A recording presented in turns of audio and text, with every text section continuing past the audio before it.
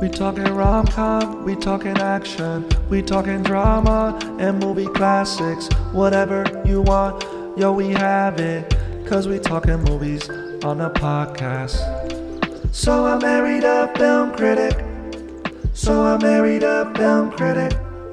So I married a film critic. Hey honey, I just want to talk about the movie like casually. You don't have to bring up the cinematography. Honestly, let's just talk about like how the characters were fun. Married a film critic. So I married a film critic. Welcome to So I Married a Film Critic, a discussion between a professional film critic and lecturer and me, his wife of over 20 years, who just likes to watch movies for fun. I'm your co-host, Julia. And this is Barry the Film Critic. Hello, everyone. And today we decided to talk about Punch Drunk Love from, what?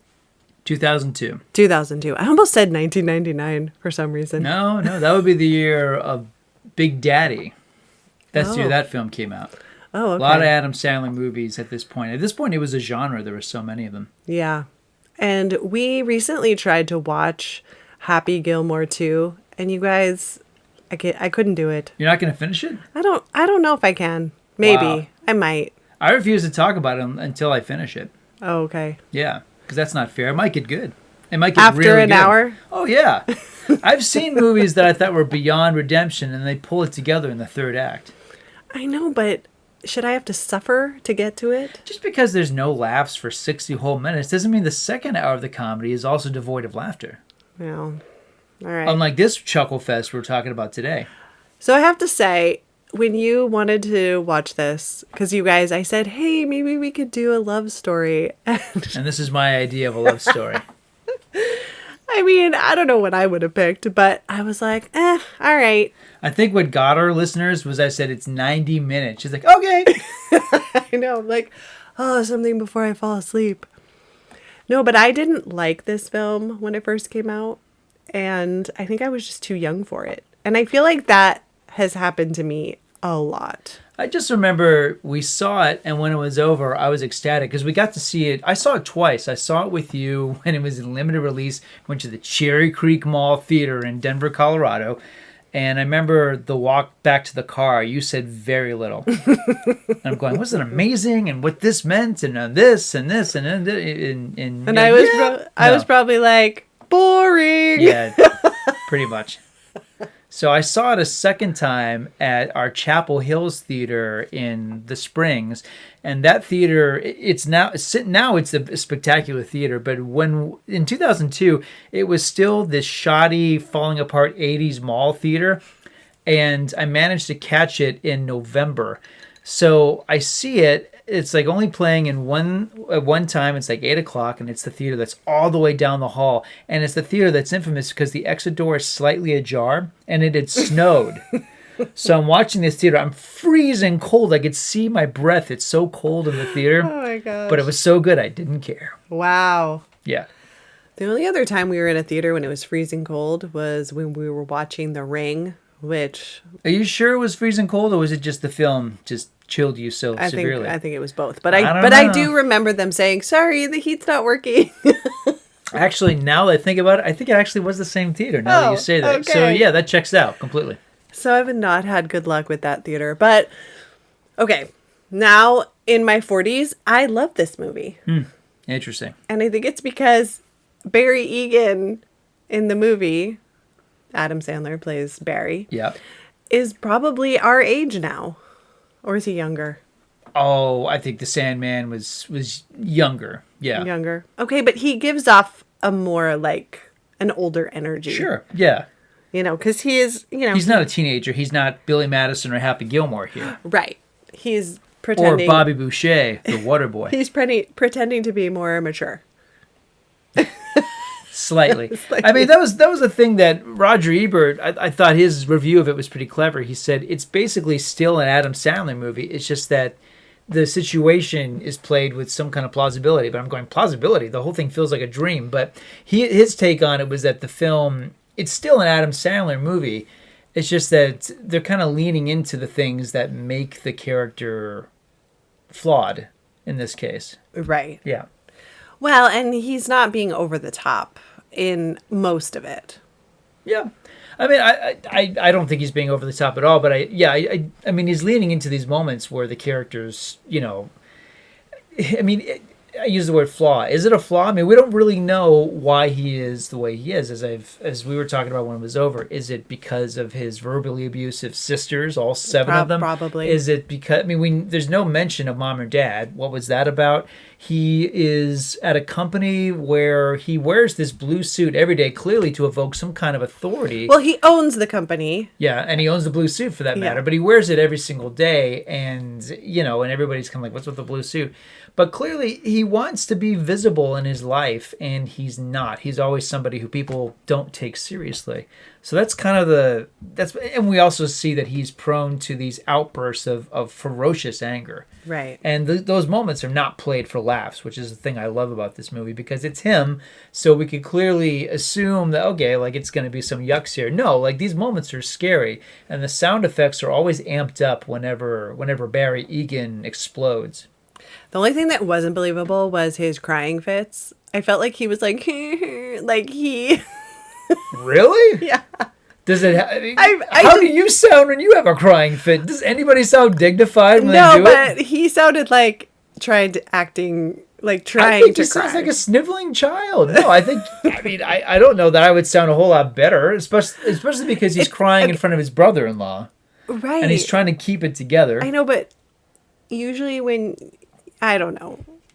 That was the the moment you only didn't believe. thing. That was the only thing I didn't believe. Okay, let's get into it. So the movie opens with Barry Egan. He owns a company that markets themed toilet plungers called fungers. They've got little dice on the end of them. Ideally, they'll be like in a casino.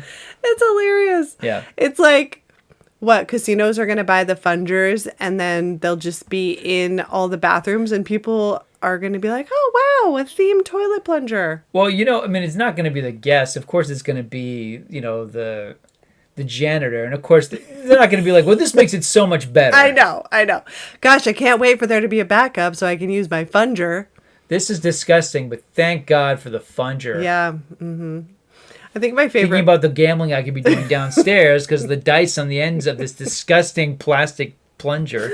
Well, the funniest part about the funger is when he's trying to demonstrate it to somebody and he's like, they used to break really easily. He's like, but now they don't. And he slams it on the table and it just explodes, shatters. Yeah. He's like, oh, sorry about that. Oh, that must have been an old model.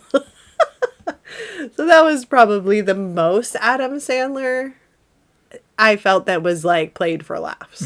Because obviously... Do you think this movie would be better if it was a full-on Adam Sandler movie? No, I don't. I think it would be silly. Okay. Sillier than this? Yeah. Okay. So he shows up to work and it's just weird. Like he's there all by himself. Yeah. And when he's on the phone, he's talking to help the people at Healthy Choice. Oh, that's actually the first thing that we right. open up on. He is by himself at his work. He's making a bizarre phone call talking about proofs of purchases on these pudding cups. Okay. So there this character discovers this contest. So for every 10 items you buy, you can get 500 miles, like United Airlines miles.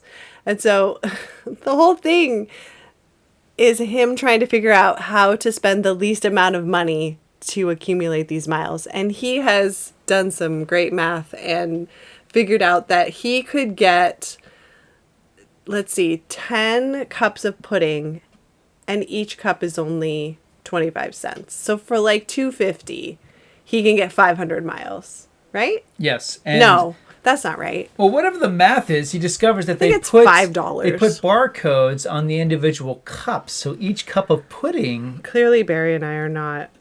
You're really going to do the math? Oh, yeah, it is $2.50. There you go. Okay. So because there's barcodes on the cups, you realize it's like all you have to do is like get just a bunch of packets of these things and you're good.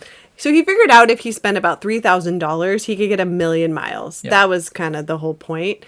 And that was the cheapest way to do it. So he's calling Healthy Choice, and they're like, I don't know, whatever. He's like, don't you know that you're going to be spending more, you're going to lose money on this contest? And they're like, whatever, it's fine. So he's like, yes, this is going to be my thing. But also in that same morning, he witnesses a car accident. Yeah. And then he encounters Lena Leonard. Well, he also sees a harmonium that's dropped in the street immediately after the car wreck, within seconds of each other. Yeah, which is weird. It's very surreal. It's like a mini piano. Yeah. Yeah. Well, and then Lena shows up, and she's played by Emily Watson, and we don't know at the time, but she wanted to meet Barry. Mm-hmm. She saw his picture in his sister's office. Yeah, we learned this much later. But initially, it seems like she's just showing up because she's getting her car worked at the little shop next door to his. Right. So he agrees to take the keys and, like, help her out.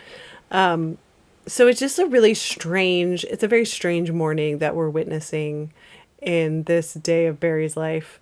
So, okay, so then we have all the sisters calling.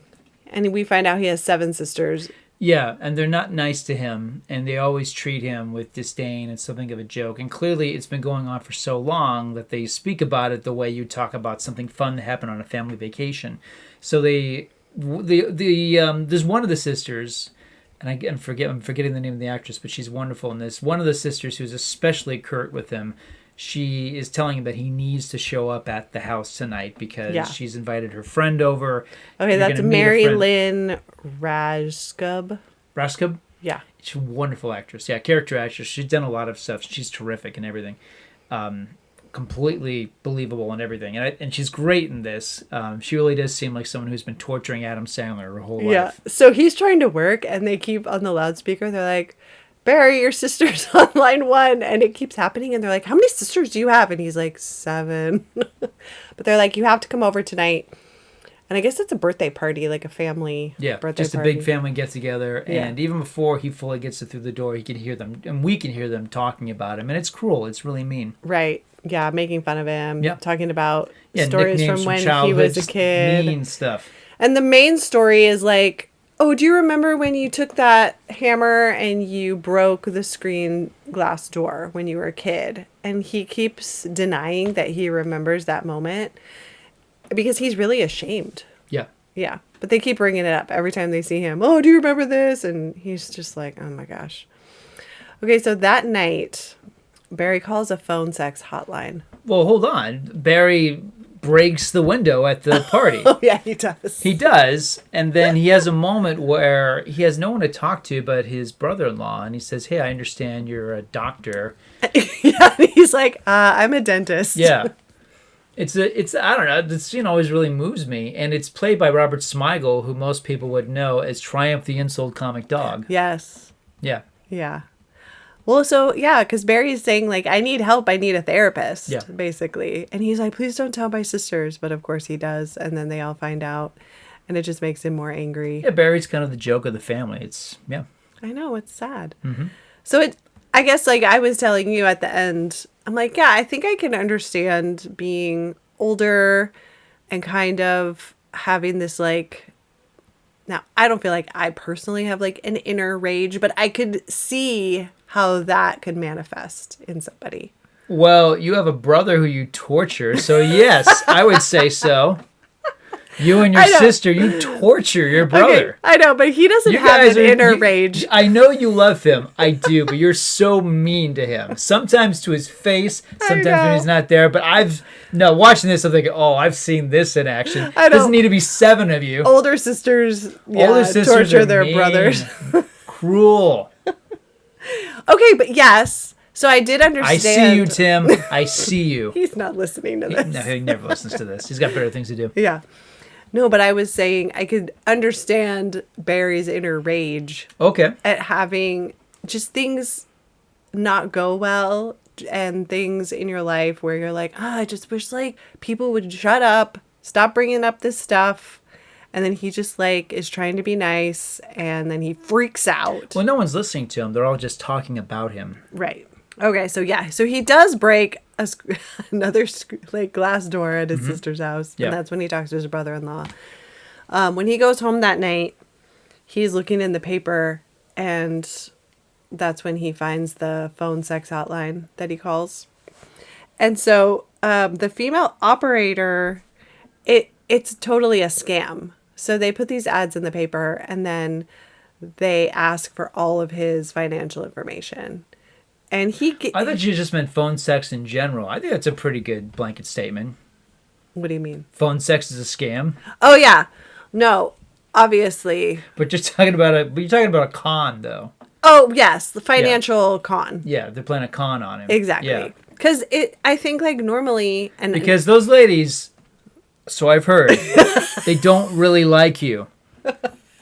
Just so you all know, they don't actually really like you. This is what I've heard. Okay, well, from what I've heard, because I've never called one of these before, is that you just give them your credit card number and they charge you exorbitant amounts of money, but they don't ask for your social security number and your address and all this stuff. And they want your phone number so that they can call you back. They're like, it's a callback service. Yeah. I'm like, what's that? What's a callback This service? is a very different world we live in where something like this has any kind of plausibility. Yeah. But Barry Egan is naive. Don't you think? He's naive and he's even childlike in some ways, Yeah. But he's also, Too trusting. well, he's also cripplingly lonely. He's Yeah. he's got nobody. We see even his apartment looks barely lived in. Yeah. Yeah. So this woman calls him back from the phone sex line and, she's being gratuitous and he kind of just wants to talk, and she's like, what are you doing? And I'm not wearing anything and all this stuff. And he's kind of like, I don't really want to have that type of conversation. But again, why would you call a phone sex line if you just wanted to have a nice chat? That's how lonely he is? I mean, I think it's somewhere in the middle, honestly, if we're going to diagnose this. I mean, I think he's aware of what it is, but I think he wants to talk to someone, and this is how low he's willing to go to have a real conversation. Because he has and to no friends. And to maybe to meet someone. Yeah. Yeah. Oh, man. I think there is a romantic side to this guy. I do.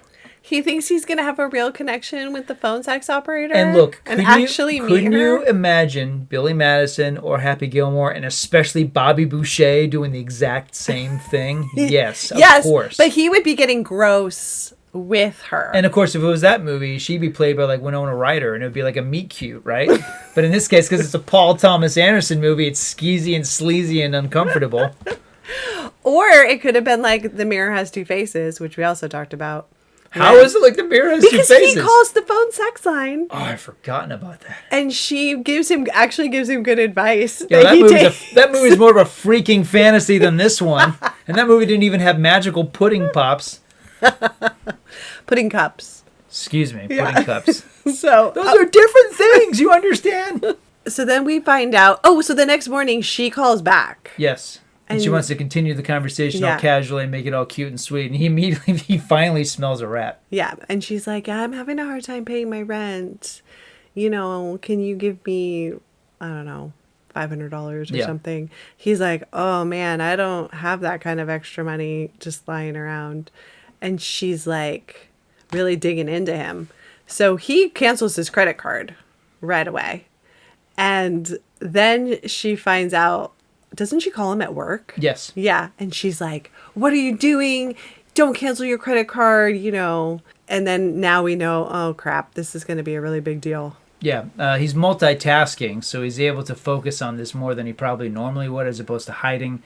So, yeah, it becomes... So that tension's building. The scenes at work are interesting because the music by John Bryan, it's constantly mimicking the anxiety he's feeling. The music gets really frantic and crazy. At times, it's very percussive. The music was a little hard for me. Yeah, it's busy, and it's meant to be reflecting all the emotions that are swirling around him at any given moment.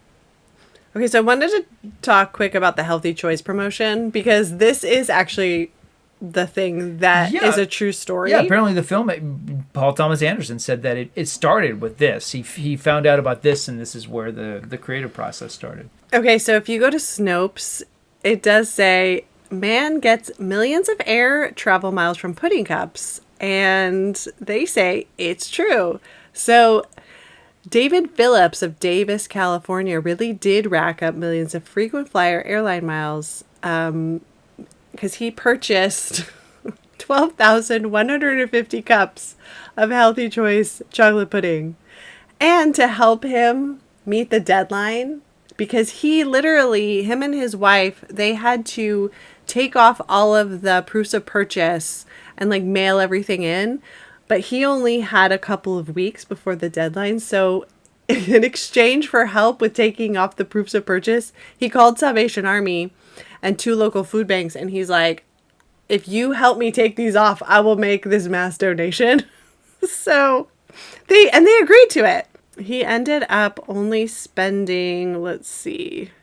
So he purchased over 12,000, and then he got 1,253,000 miles, and he split them between like United, Delta, and American Airlines, and he became known as the pudding guy online. Imagine that. Yeah. So this is what he figured out. He could get 31 round-trip coach tickets to Europe, or 42 tickets to Hawaii, or 21 tickets to Australia, or 50 tickets anywhere in the U.S. And so he was like, well, if I do that... Plus, he got a tax write-off for his donation. So it ended up being... Like, a ticket to Europe was only going to cost him $75. And then, because he was also flying, he could earn miles through the airlines with all the trips. So he ended up using up all the million miles that he won, but he probably racked up even more than that. So David Phillips is a hero. Pudding guy, yeah, is Pudding a guy hero. is a god. That is amazing. I know. But at the same time, as you describe it to me, I'm trying to imagine it in my head working as a film, and I don't see it. I know. Quick, more proofs of purchase. Dun, dun, dun, dun, dun, dun. We gotta make the deadline. Come on, get those proofs of purchase. Get more pudding. I can't see that movie. Well, that's being that why I interesting. think when Paul Thomas Anderson read that story, he was like, all right, I could use that as part of a movie. Springboard. Yeah, Yeah. as a subplot, it works. I agree. It's a quirky subplot. Because it's weird. It's very strange. Yeah, but no, I think it works beautifully here. If anything, it's because Barry Egan is childlike. There's something very childish about someone who's buying pudding pops. I keep saying pudding pops. Clearly, I have that in my mind. Someone who's buying, all this pudding. It's like getting applesauce. It's like there's something very childish about it. Well, I know, but it's for a greater purpose. Right, but my point being is that Barry Egan is, it's like a stunted growth with him. He hasn't fully grown up. And so he's storing the pudding at his workplace in this warehouse. He has the harmonium. In his office. He has this blue suit, and you made an interesting observation about like everybody's like, what's with the pudding? What's with the harmonium? Like, what's with your blue suit?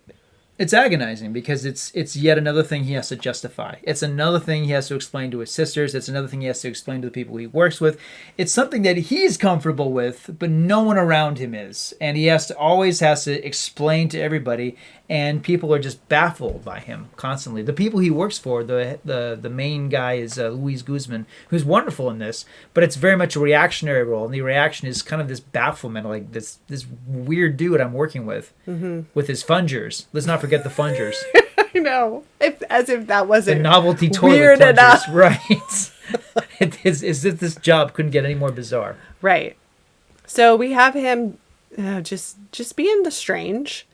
And then Lena shows up. Yeah, she shows up. Yeah, she shows up in a red dress, and it's funny because the scene would be played as like romantic comedy hijinks in any other film. Here, it's a suspenseful piece because Barry is getting the harassing phone calls from the phone sex girl.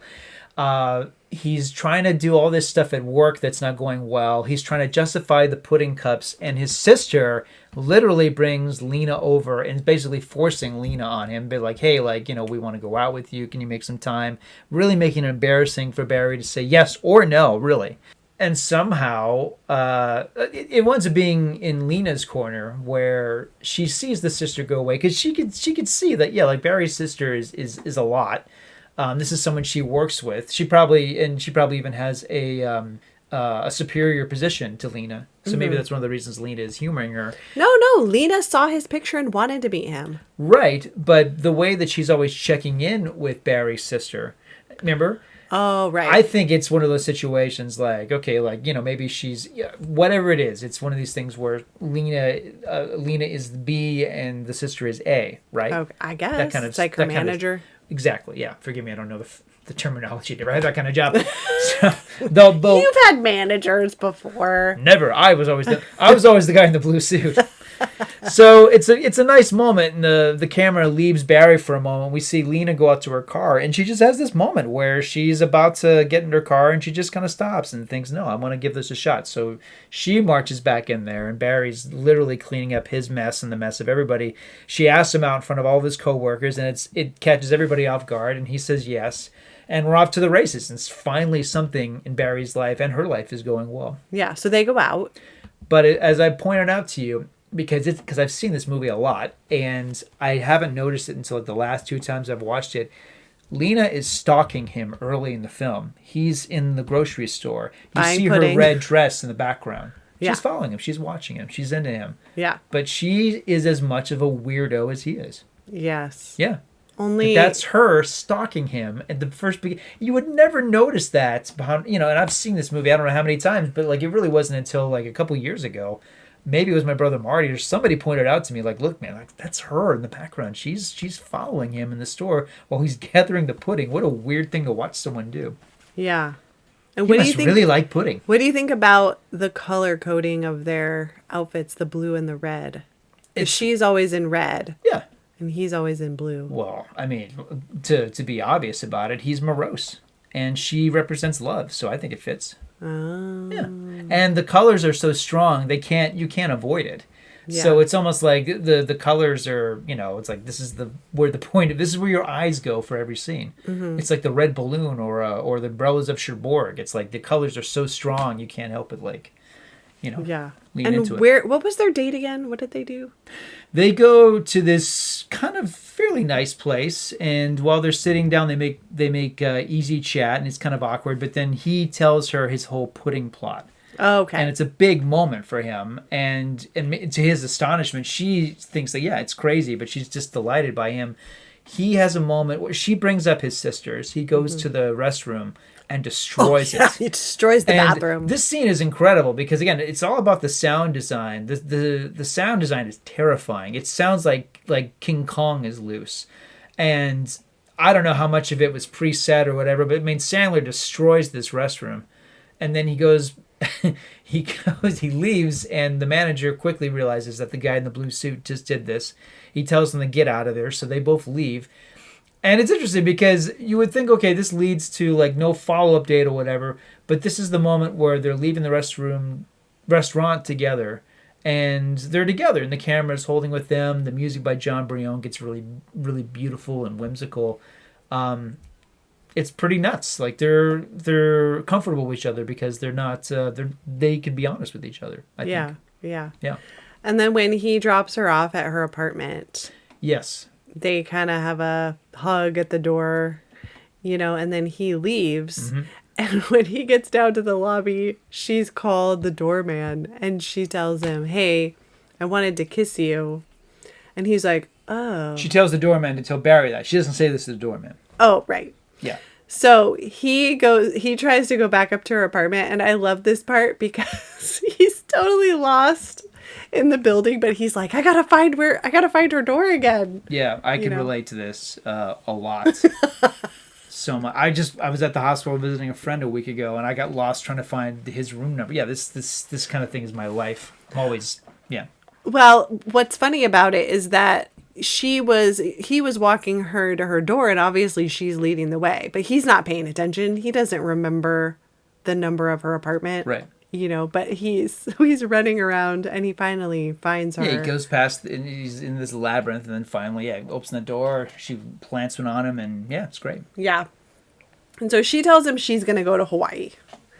And so he decides, he calls the Healthy Choice people and is like, I need to get my miles. And they're like, it takes 5 to 7 weeks to process these. That's not going to happen. And so he just, I don't know, He just flies to Hawaii. Well, we hear him. I mean, he's thinking out loud, and he's talking as he's thinking. He's talking to Luis Guzman's character, and we actually see the two of them. That's when they go back to the store, and they get the huge stack, the promotional cardboard stack of the puddings.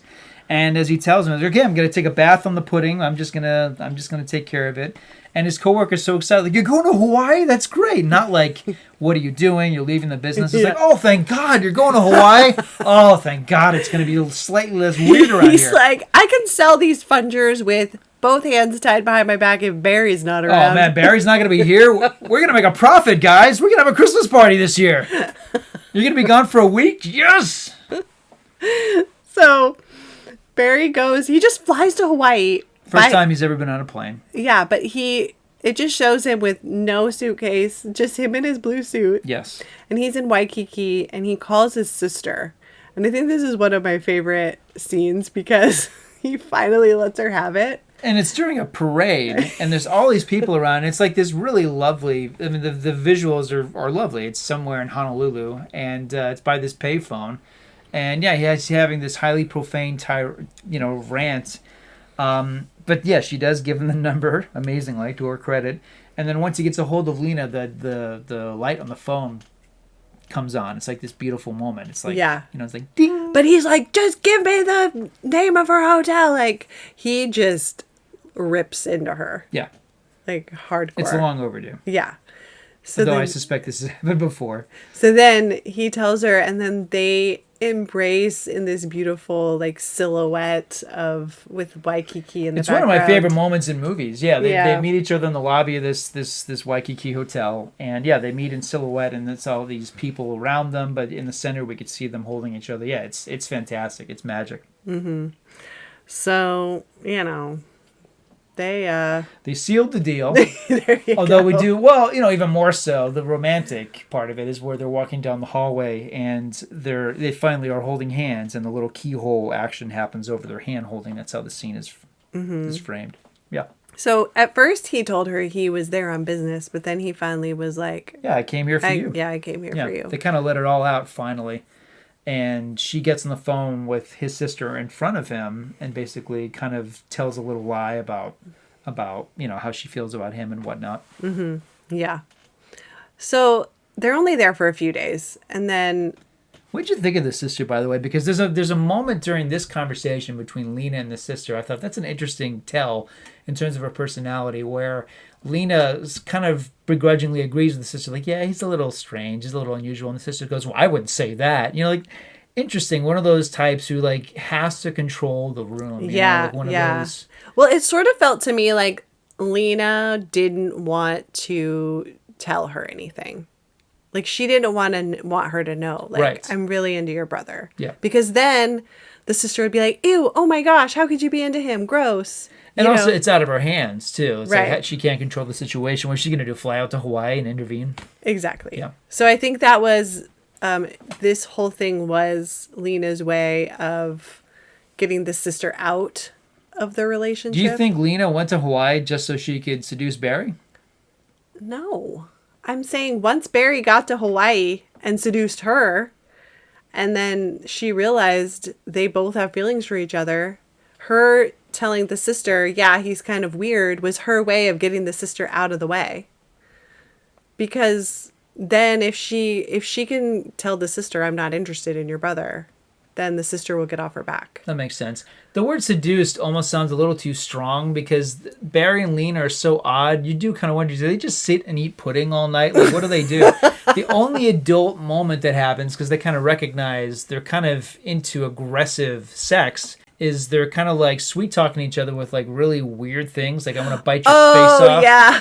And Barry recognizes like, oh, okay, this is good, and thankfully they cut away from anything else that happens. But yeah. Like, oh, okay, there's a little bit of you're so cute. I just want to eat your face off. Yeah. Yeah. Like, oh, okay, some S&M action. Got it. Yeah, that was strange, but they're both, like you said, they're both different. They're smitten with each other, but yeah, they're both really weird. Yeah. Yeah. Well, that's okay. No. I think weird people should. There's someone out there for everyone. Exactly. Thank you. Okay, so they return home, and now we have.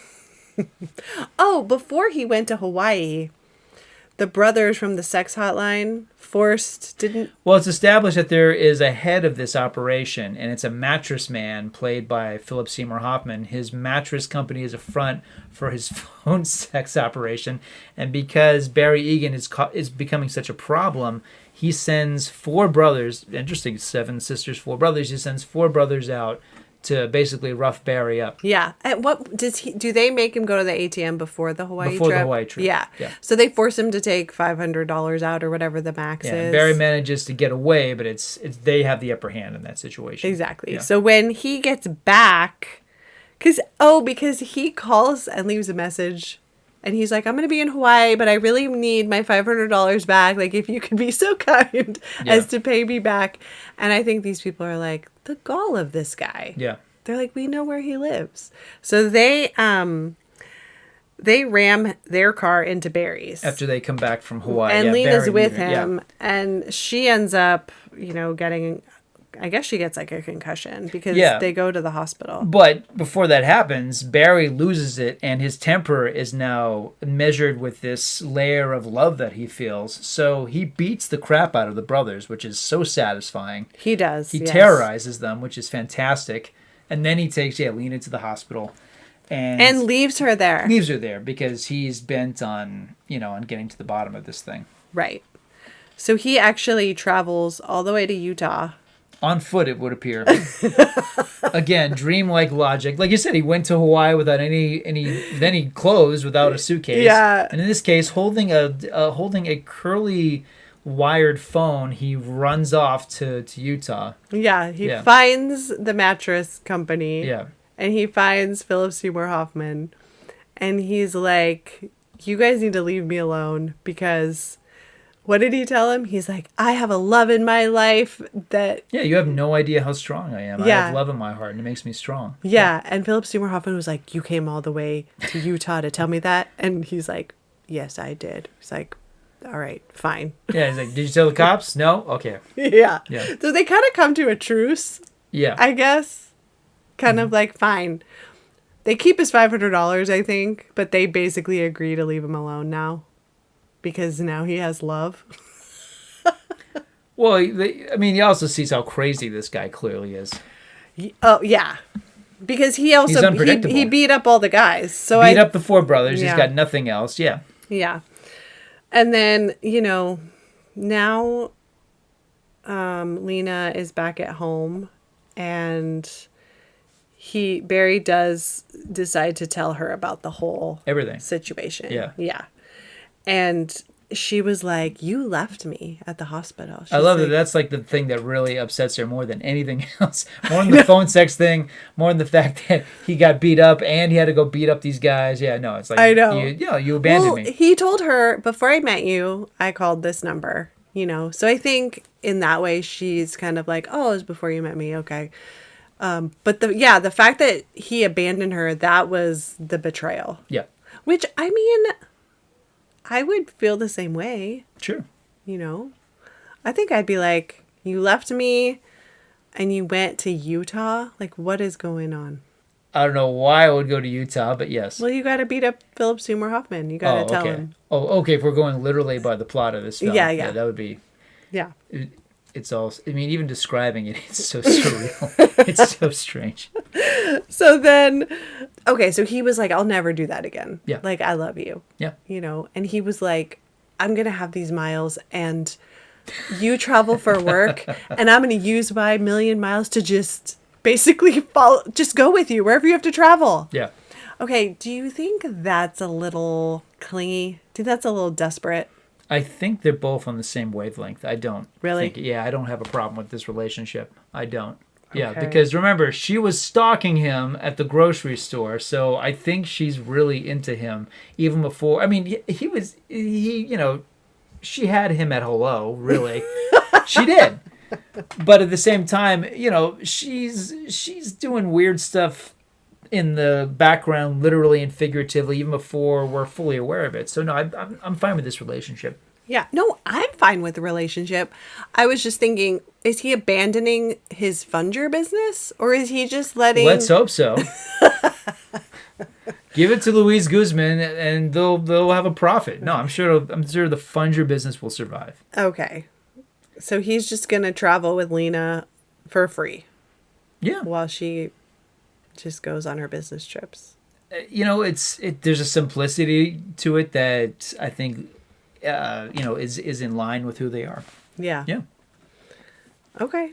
Because, they're both not spring chickens. They've both been looking for someone. And, clearly they both been completely alone, and they're in this world of complete madness, but everything starts to add up once they're together. Aw. Well, remember, the last image in the film is them, she comes up behind him, she wraps her arms around him, and he's playing the harmonium. Yeah. And he's actually getting kind of good at it. And he has the last thing we have before the fade out, there's just this look of total bliss on his face. It's great. Yeah, and the last line is her saying, "So here we go." Yep. Yeah. Which I think is sweet. I think they go the distance. I do. I think they are the weirdos who are still married. Yeah. Yeah. And if you ask them how they got together, you're like, okay, you don't have to be a jerk about it. Just tell me, really. Like, they're weird, man. Something about plungers and pudding pops. They're weird and people. A harmonium and a random phone sex line. Yeah. Yeah. I don't get those two.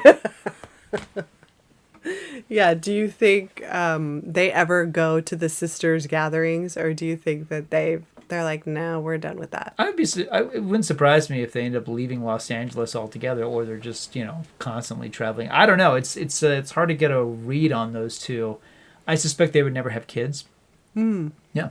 Interesting. Mm-hmm. All right. So how many stars do you give it? Same as the first time I saw it, 4 stars. Oh, I think this wow. is the best film of 2002. I think when I first saw it, I probably would have given it 1 star, and now I'd give it 3.5. That's quite the bump. I know. That's how much I've matured in the last 20 years. Not necessarily. Your opinion of the movie is valid. And by the way, let me remind you and listeners too, because it's no joke. Like, the way you felt about it is completely in line. For one thing, the studio only half-heartedly promoted about what kind of movie it was. The film premiered at the Cannes Film Festival, critically acclaimed. Paul Thomas Anderson won the award for Best Director. But when this thing started to unspool, it was this critically acclaimed Adam Sandler movie, which was weird. Really weird. That critics say it's good, because everything else he had done was trash, everything. But at the same time, like, what is it? Is it a comedy? All I have to say, it famously got one of the lowest audience scores in history, which was an F. And the other movie that year that also got a very low audience score was Solaris, which is also one of my favorite films of 2002. I did not like that one either. That's another one I'll have to revisit. Yeah. So all to say, it took a while for the cult of this movie to really catch on, because, commercially, critically, yes, but commercially, the film was a failure. It wasn't a hit. It didn't catch on. Sandler didn't win the Oscar for it, although some people thought he would have. But he continued to do dramatic roles in between stuff like I Now Pronounce You Chuck and Larry, and some of the, Click and. Oh yeah, I forgot about that. Yeah, some really dumb movies that he did. But he did everything from Meyerowitz. He did Uncut Gems a couple years ago. Reign Over Me. He's terrific. He's a terrific dramatic actor, and this is the first time we saw that. And I don't know. Every time I see it, I'm dazzled by the stuff he does, because the character is vulnerable without any sense of irony. He's just it's all out there. Yeah, and this is the best character named Barry that you've seen in film. Sure. Compared to a movie called Barry Monday, which when I interviewed Judy Greer, she reminded me of that movie about a guy named Barry Monday who loses his testicles. And then there's another movie called Someone Marry Barry, as in that idiot is so pathetic. Will somebody please marry him? And then, Stanley Kubrick's uber boring Barry Lyndon. So yeah, I'd say this is by far the best. Okay. If you're not going to count the Bill Hader series Barry. Oh yeah, where he's a hitman. Hitman, yeah. Yeah, finally some retribution for the Barrys. But yeah, for the most part, the name is, I don't know. Every time I've met a deli owner in New Jersey, it's always like, "How you doing, Barry?" It's always like a guy behind the counter, slicing bratwurst. I know. I always feel bad for you when there's characters named Barry. Just, oh, God. They're always... Oh, you know what? You know what really sucked? The summer Dinner for Schmucks. Do you remember that? Yes, his name was Barry. Well, not only is his name Barry, they played that trailer all summer long. The movie came out in like July or August, and they started With playing Steve it Carell, in April. Right. And the trailer begins with Steve Carell laughing so hard milk is coming out of his nose, and it's a freeze frame, and it goes, "This is Barry." Like, F you, movie. Freaking Dinner for Schmucks. 4 months of that trailer in front of every movie. Oh, God. All right. Well, you know what? I mean, my name was ruined when another Adam Sandler movie came out. Uh-huh. When Tell us. Preach it. What happened? Drew Barrymore's name was Julia, and she was going to marry Mr. Gulia, and he's like, Julia's last name is going to be Gulia? That's funny. And he's like, why is that funny? Like, I don't know. So, my freshman year of college, this movie came out right before. So, here I am trying to meet all these people my freshman year, and I heard that every time I introduced myself. Oh, hi, I'm Julia. Julia Gulia. Every 9 times out of 10. It was... I was like, I am so annoyed. What was the movie called again? It's called The Wedding Yeah, Singer. The Wedding Singer. Yeah. I was like, I can't. Adam Sandler. So. Well, Julia Gulia married Barry Egan, so I guess we live in the Sandler verse, don't we? I guess so. That's so weird. So there you go. All right. Well, do you have any other final thoughts? Well, the only other movie that this director did that I love as much is The Master, which you also hated. I wonder if you're going to give that one another shot. That's the one about, it's the fictionalized tale about Scientology. Philip Seymour Hoffman and Joaquin Phoenix and Amy Adams. It's a terrific film, but it's very intense. Yeah. It's very long. I was going to say, punishing. It's a good movie in the sense that the acting is great, and it's a crazy story, but it's just like not fun. Someone recently said, and I love this, and I've been husbanding around this ever since I heard it, entertainment is a highly overrated function of art. I do believe that. As you know, I don't watch. I don't have any comedies. I don't watch comedies typically. I don't like comedies. I don't like movies that pertain to tell you how to feel, try to make you feel good. And by the way, if I do see a comedy I love, I typically don't go back to it for years because I want to forget all the jokes. I'm not, other than the one film that we watch every November, which is Planes, Trains, and Automobiles. Yes. I don't like to quote comedies. I don't like to be like one of those chuckleheads who's constantly quoting Spinal Tap or Princess Bride or whatever. I don't like comedies. I don't. I would rather watch a film that makes you cry or devastates you than something that's like, oh, that's cute, and they're walking away holding hands, and they live happily ever after, and, you know. Okay. Must love dogs. I mean, I think there's a difference between a good, funny movie where there's also a story and just like something out there that's stupid. I don't know. But there's a lot of stupid stuff. I know, but... It's always like the formula tends to be really uninteresting. She's a this, he's a that. They don't like each other until this happens, but then this happens. Yeah, but that's a romantic comedy. Will he end up comedy. with this or her or him or... Yeah. But that's the romantic comedy angle. And it's tired. Yeah. Beyond tired. But I asked you recently if we could watch, I don't know, like the airplane movies or something. I mean, that's funny. And don't you like those? Yeah, I like them because they're so random and crazy. And I also love The Naked Gun. That's probably my all-time favorite comedy, The First Naked Gun. Yeah. Yeah, which is now back as a remake. So I think... Or sequel. Oh, yeah, I want to see that. Yeah, apparently it's good. That's what they say. I know. Liam Neeson and Pamela Anderson. Who would have thought?